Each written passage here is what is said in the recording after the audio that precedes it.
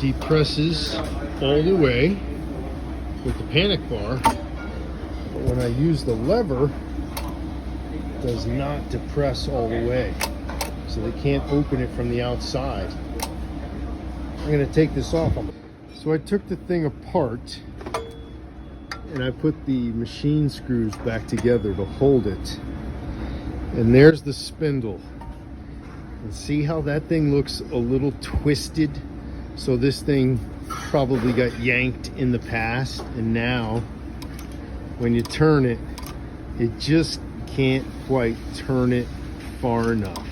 So I'm going to take it apart again and see if I can twist this thing back. So I clamped the vice grips on this part, and then I cranked this part counterclockwise with the channel locks and put it back together. Look at that. It's going back all the way now. And once it's all reassembled, look at that. Closes all the way. So now, instead of being locked out, they can open it.